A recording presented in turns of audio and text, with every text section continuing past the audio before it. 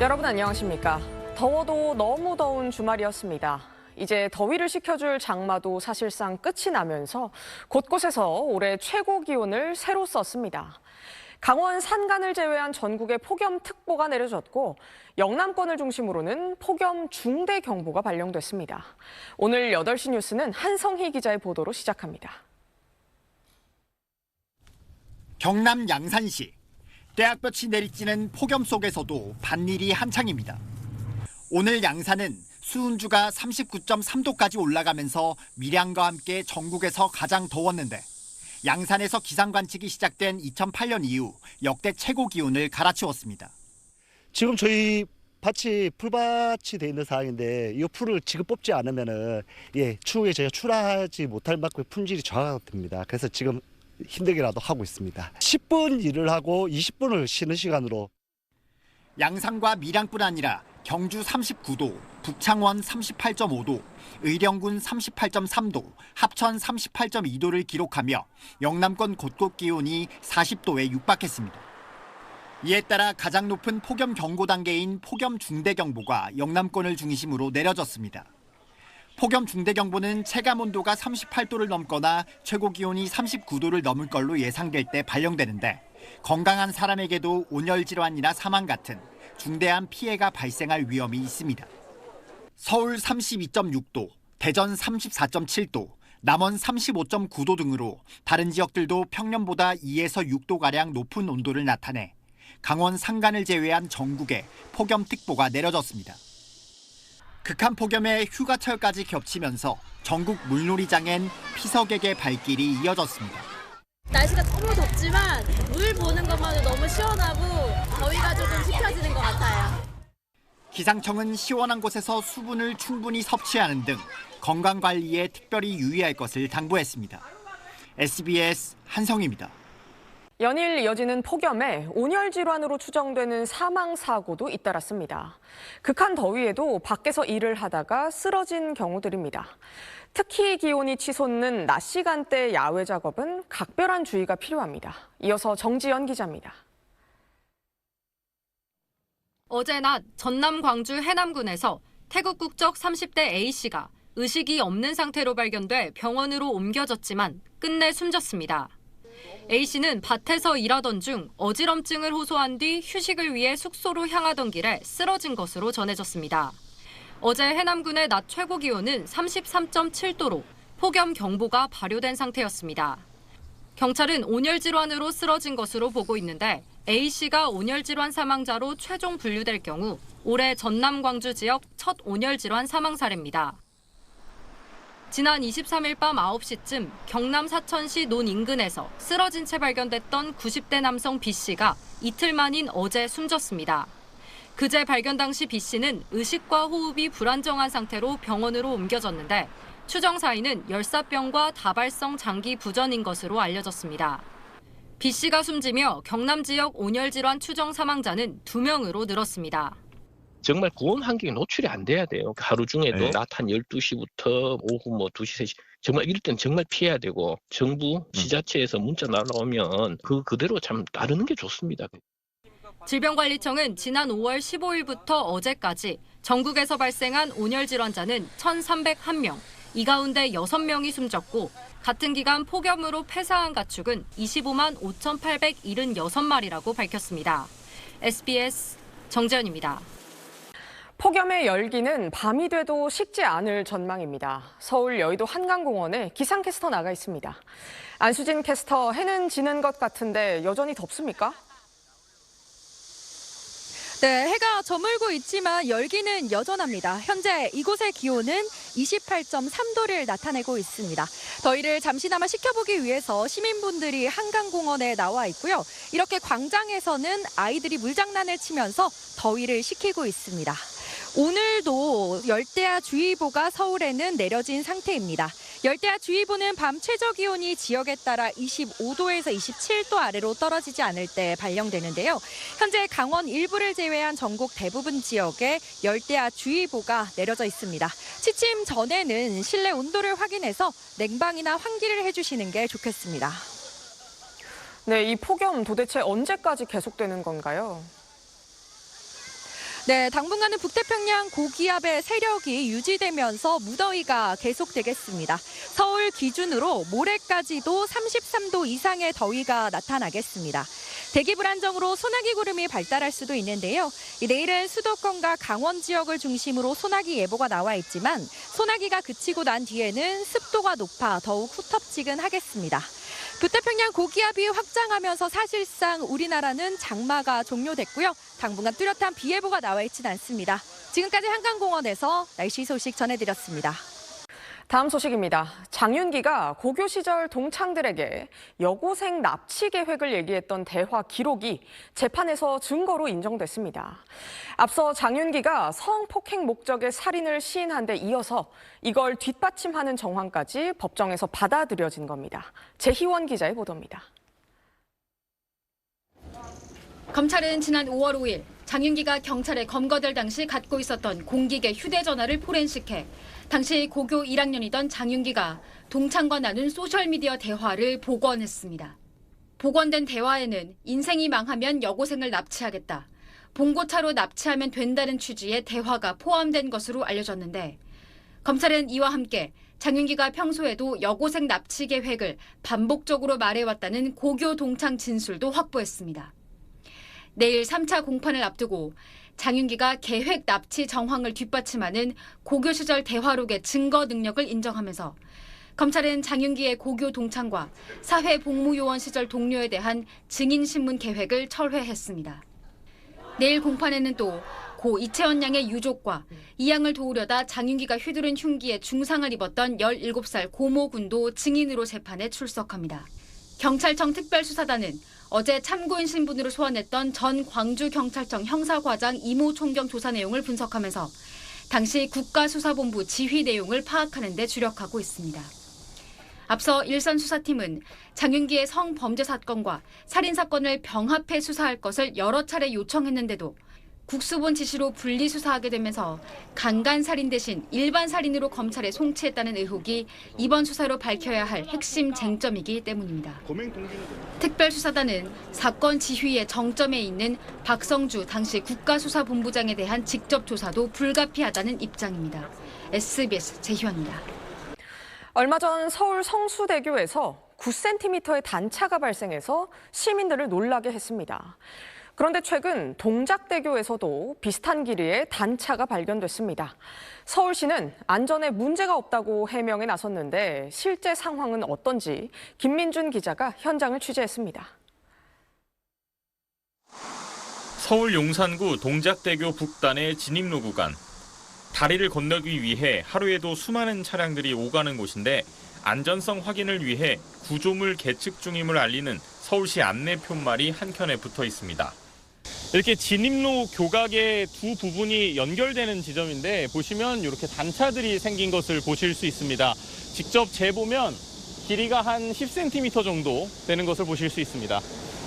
이달 초 서울 강남구 성수대교 진입로에서도 9cm가량의 단차가 확인돼 시민들의 신고가 이어졌는데 한 달도 채 안 돼 다른 다리에서도 비슷한 길이의 단차가 발견된 겁니다. 서울시는 두 다리 모두 모래나 흙 위주의 지반이 조금씩 소실되면서 단차가 발생한 것이라고 설명했습니다.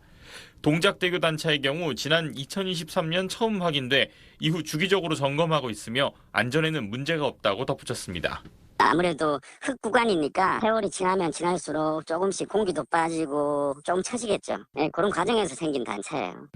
전문가들은 동작대교가 지난 1984년 준공 이후 40년 넘게 사용되어 온 만큼 불안정한 지반에 콘크리트 등을 넣는 그라우팅 공법을 활용해 보강할 필요가 있다고 지적합니다.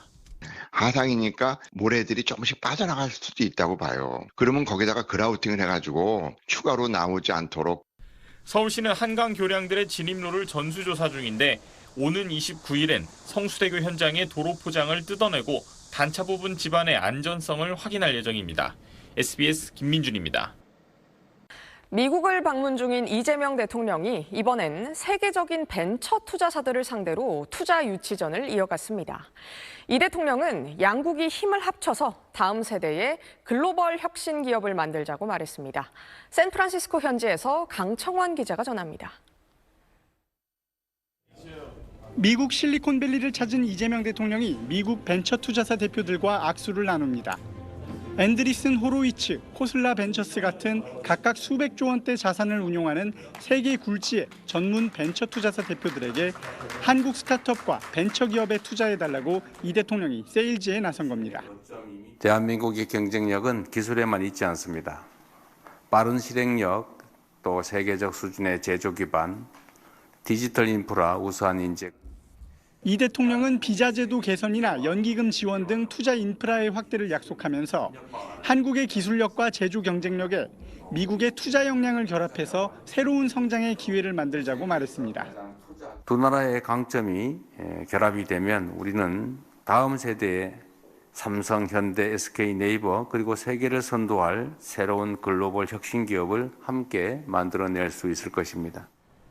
실리콘밸리의 벤처 투자자들은 한국의 제조업과 반도체 산업의 역량을 호평하며 기대감을 나타냈습니다. Your manufacturing excellence, your semiconductor leadership anchored by premier companies, and your extraordinary depth of engineering talent make Korea uniquely positioned in the AI area. 지난해를 기준으로 세계 4위 규모의 연기금인 국민연금공단과 실리콘밸리 벤처 투자사들 사이에선 투자협력 MOU도 체결됐습니다. 실리콘밸리에서 AI 핵심 강국으로서 존재감을 부각시킨 이재명 대통령은 이제 브라질에서 남미 3개국 정상회교에 돌입합니다. 샌프란시스코에서 SBS 강청원입니다.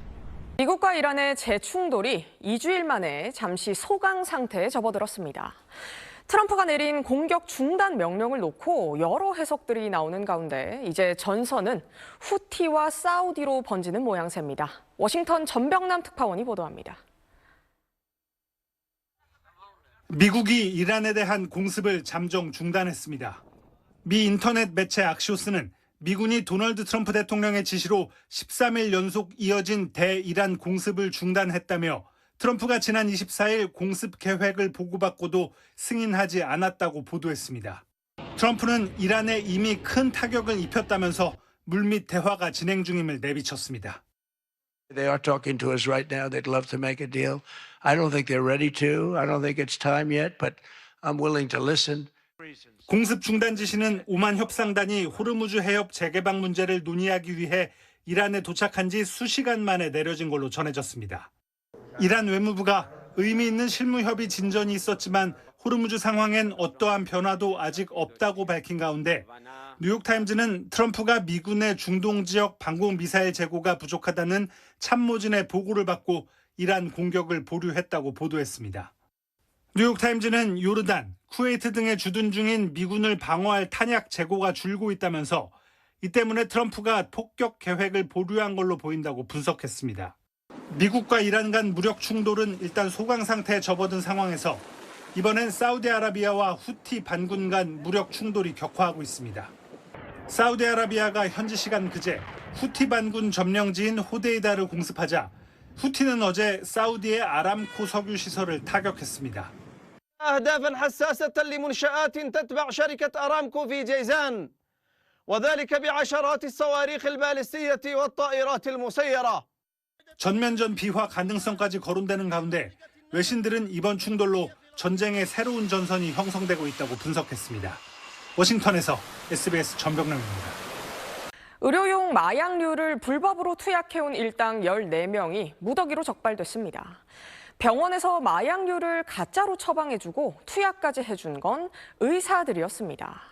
의사 한 명은 투약 후 잠든 여성을 불법 촬영까지 한 걸로 드러났습니다. 보도에 조민기 기자입니다. 서울 청담동의 한 병원으로 경찰관들이 들어가고 압수수색 영장을 꺼내 보인 뒤 의사의 차량 트렁크와 문 안쪽까지 샅샅이 수색합니다. 의료용 마약류를 불법 투약한 혐의로 해당 병원 의사와 행정실장, 투약자 등 14명이 경찰에 검거됐습니다. 붙잡힌 의사 2명은 지난 2021년부터 2년 동안 182차례에 걸쳐 프로포폴, 케타민 등 의료용 마약류를 불법 투약한 혐의를 받습니다.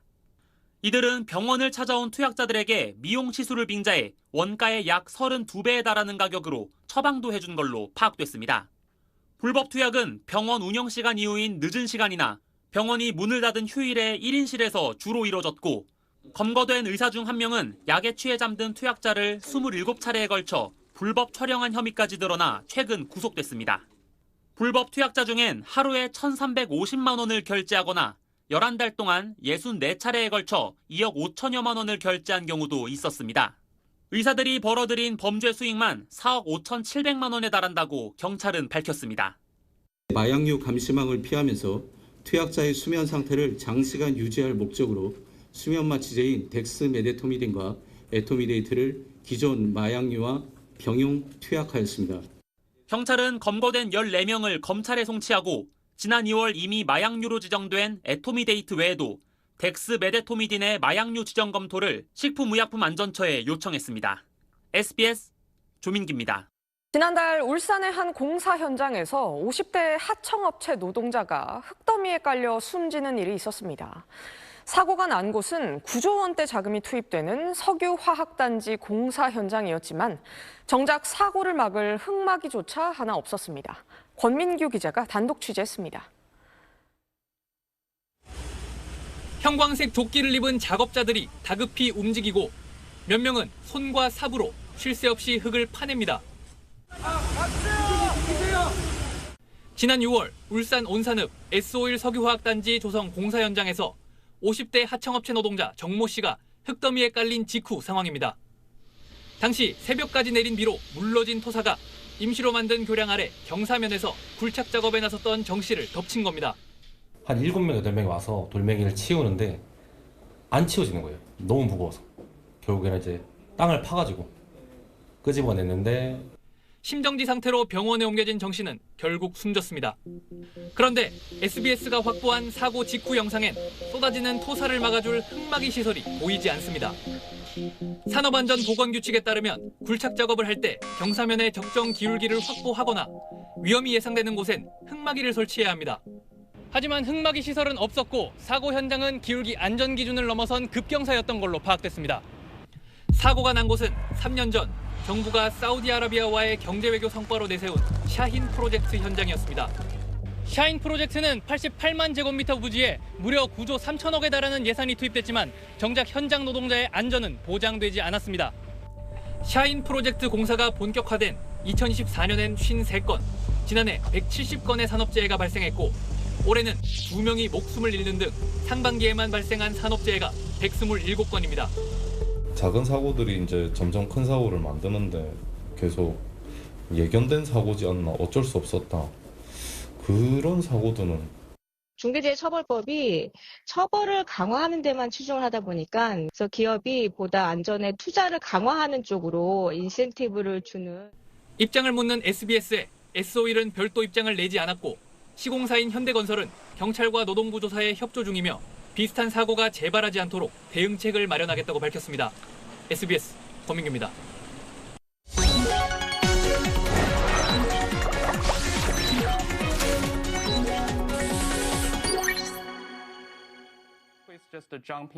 오픈 AI가 최근 공개한 차세대 음성 모델 GPT 라이브에 점심 메뉴 추천을 부탁했습니다. 그럼 이런 날씨에는 어떤 음식 먹는 게 좋을까? 이런 날엔 속 따뜻하게 해주는 칼국수나 매콤한 순두부 같은 게 부담 덜하고. 메뉴 얘기를 주고받다 앞에 있던 동료에게 말을 걸었는데 GPT가 갑자기 끼어들었습니다. 1순위로 월촌 앤 옹심이 목동 본점 추천할게. 좀 더 따끈하게 든든한 샤브샤브 월촌 스타일도 어떠세요, 선배? 괜찮다면 샤브샤브나. 월촌이 좋은 것 같아. 보기 좋네요. GPT에 물어봤습니다. 근데 너는 내가 지금 선배한테 얘기하는 거랑 너한테 얘기하는 거랑 어떻게 구분해? 음성 흐름이랑 호칭, 그리고 말의 반향 같은 걸 보고 판단해. 예를 들어 선배 어떠세요?처럼 명확히 선배에게 던지는 질문이면 나는 한 발 물러나 있고. 오픈 AI는 새 음성 모델이 대화 맥락을 이해해 실제 사람과 대화하는 것처럼 느껴지도록 설계됐다고 밝혔습니다. Because the model is not just passively waiting for me to finish my talk, it is actively listening, thinking, and making real-time decisions. And all of that enable the model to be more proactive. 사람이 말을 끝낸 건지, 잠시 고민 중인 건지, 대화를 눈치껏 파악하는 능력은 AI 휴머노이드 시대엔 더 중요해집니다. 대화 맥락을 놓쳐 상황을 잘못 판단하면 의도하지 않았거나 안전하지 않은 행동으로 이어질 수 있기 때문입니다. 이렇다 보니 말에 담긴 감정을 분석하는 기술도 발전하고 있습니다. I want a very easy life in which, girl, I made a pretty good one right now. It's pretty good. 국내 한 스타트업이 개발 중인 감정 분석 AI 모델은 이 음성 속 감정이 기쁨에 가장 가깝다고 판단했습니다. 미묘한 음성 속 뉘앙스를 인식해 기쁨, 슬픔, 분노 등 7개 감정으로 분류합니다. 기존 LLM은 이제 주로 텍스트를 기반으로 하니까 그거를 그냥 네, 괜찮아요 하면은 괜찮음, 별일 없음 하는데 음성 AI를 쓰면은 여기에 있는 뭔가 그 애매한 것들을 캡처를 하니까 그런 걸 가지고 약간 지금 문제가 있다라고 이제 분류를 하는 거죠. 구글 딥마인드도 올해 초 음성 속 감정을 이해하는 AI 개발사와 사용권 계약을 맺고 CEO와 핵심 인력을 영입했습니다. 대화 속 맥락 파악, 빠른 반응, 감정 읽기 모두 사람 수준에 근접해야 비로소 우리 곁에 그럴듯한 AI 휴머노이드가 함께할 수 있기 때문입니다. SBS 홍현재입니다. 중국이 꿈의 현미경이라 불리는 4세대 원형 방사광 가속기를 아시아 최초로 만들어 본격적으로 활용하기 시작했습니다. 말이 현미경이지 축구장 20배 크기의 시설입니다. 한국 언론 최초로 한상우 베이징 특파원이 다녀왔습니다. 둘레를 한 바퀴 도는데 버스를 타고도 10분가량 걸리는 초대형 원형 시설. 중국 베이징 화이러구 과학도시에 세워진 4세대 원형 방사광 가속기입니다. 가속기 자체 둘레만 해도 1.36km로 축구장 20배 크기입니다. 전자를 빛의 속도에 가깝게 가속하는 과정에서 나오는 빛, 즉 전자기파로 초미세 물질의 구조와 성질을 파악할 수 있는 초거대 현미경입니다. 분자의 단백질 구조를 관찰해 타미플루 같은 신약을 개발하고 10나노 이하 반도체 공정에서 미세 결함을 파악할 수도 있습니다. 원자 단위까지 물질을 관찰해 신물질, 신소재 개발에 활용할 수 있는 첨단 과학시설입니다. 한국에 있는 4세대 선형 방사광 가속기는 연구용 빔라인을 최대 3개까지 설치할 수 있지만 중국의 4세대 원형 방사광 가속기는 최대 90개까지 설치할 수 있어 연구 범위와 활용도가 훨씬 넓습니다. One of the brightest first energy light source in the world. This machine is aimed to be a world-leading machine, not just for China, not just for Asia, it's for the whole world, for the brightest people to do the best science. 중국 정부는 50억 위안, 우리 돈 1조 1천억 원을 들여 2년 만에 이 시설을 만들었는데 2029년 완공을 목표로 하는 한국보다 3년 앞선 겁니다. 중국이 아시아 최초로 만든 4세대 원형 방사광 가속기는 6개월이 넘는 시범 운용을 마치고 본격적으로 각종 연구에 활용될 예정입니다. 이미 전 세계 20여 개국 1,700여 개 기관에서 이 시설을 활용해 연구하겠다는 제안도 받았습니다.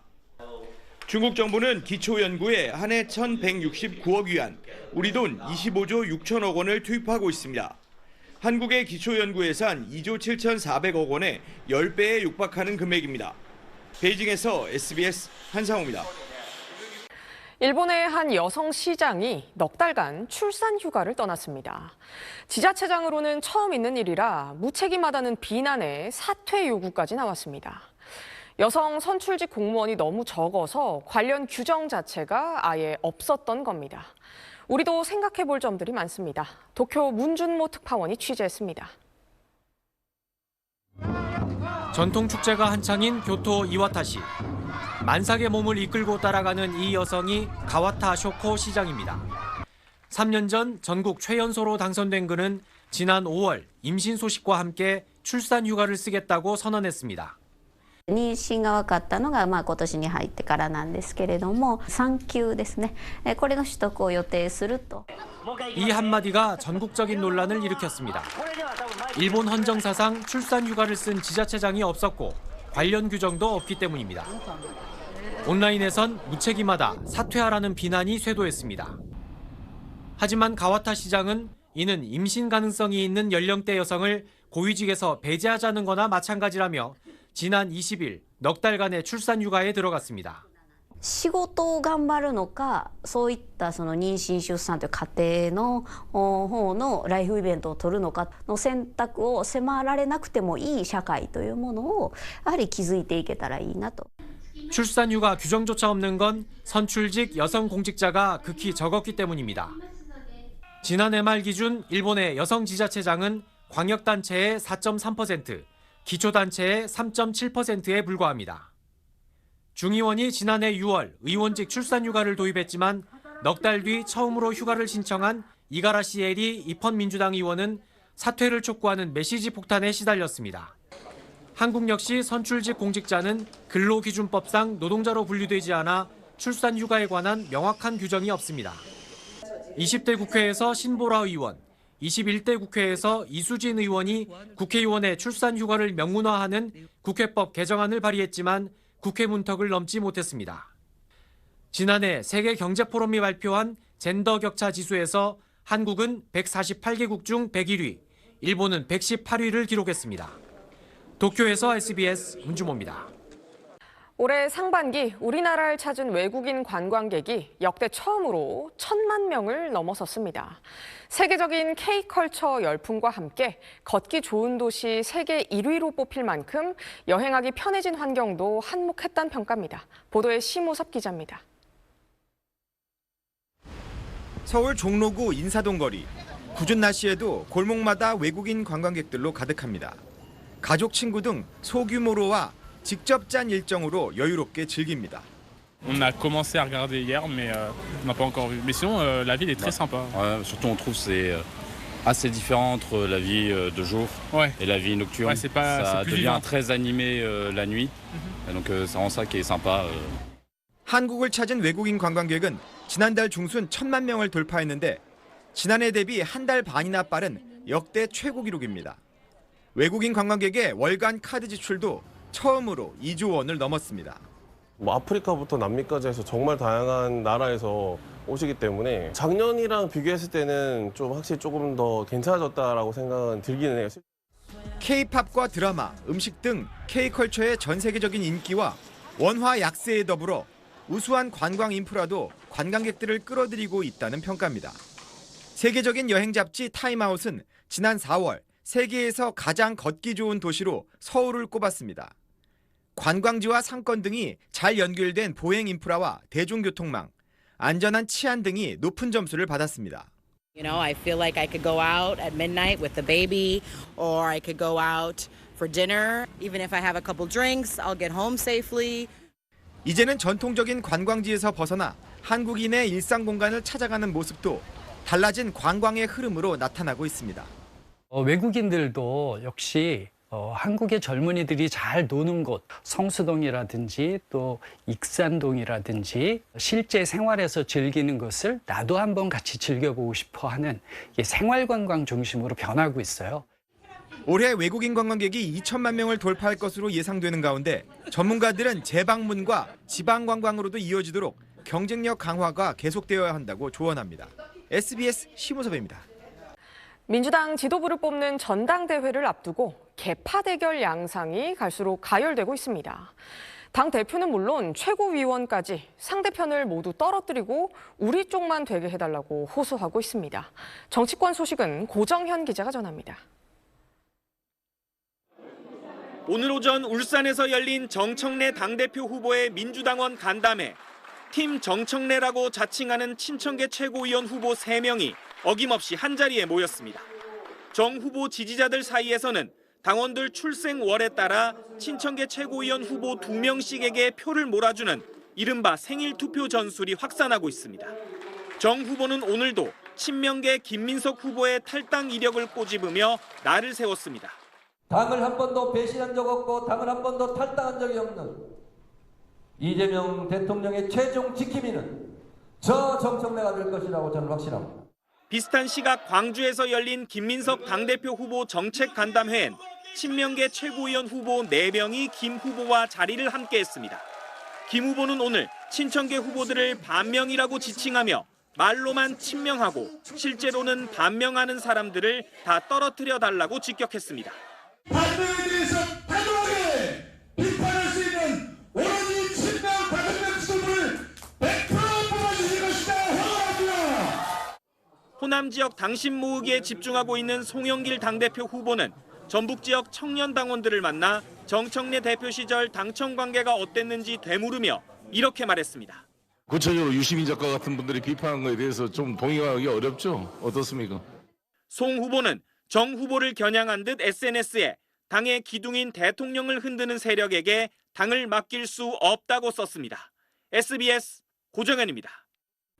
프랑스와 스페인을 덮친 대형 산불로 33만 명 넘는 주민들이 긴급 대피했습니다. 프랑스에선 남서부 지역 산불로 22만 명이 대피하고 약 4만 2천 헥타르가 불에 탔습니다. 이번 산불 첫 사망자가 발생한 스페인에선 수도 마드리드 서쪽과 동부 지역 등의 산불이 잡히지 않아 11만 5천 명이 대피하고 약 4만 5천 헥타르가 소실됐습니다.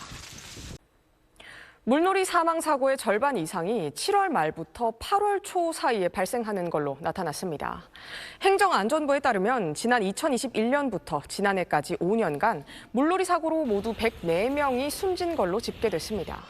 특히 여름 휴가가 몰리는 7월 말에 34명, 8월 초에는 22명이 숨져 전체 사망자의 54%를 차지했습니다. 장소별로는 하천과 강이 31%로 가장 많았고 사망 원인의 40%는 수영 미숙으로 나타났습니다.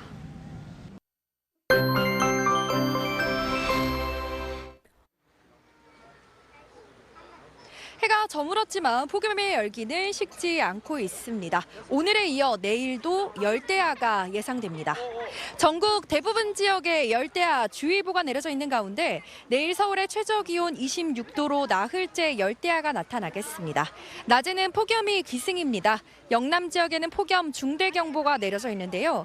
내일도 이들 지역을 중심으로 체감온도 37도까지 오르는 곳 있겠습니다. 당분간은 북태평양 고기압이 세력을 유지하면서 밤낮 없는 더위가 계속되겠습니다.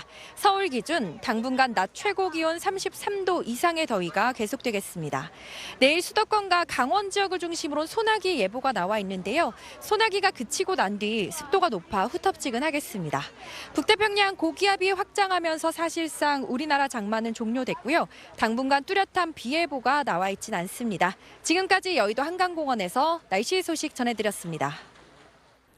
무더위에 건강관리 잘하시길 바랍니다. 일요일 8시 뉴스 마칩니다. 고맙습니다.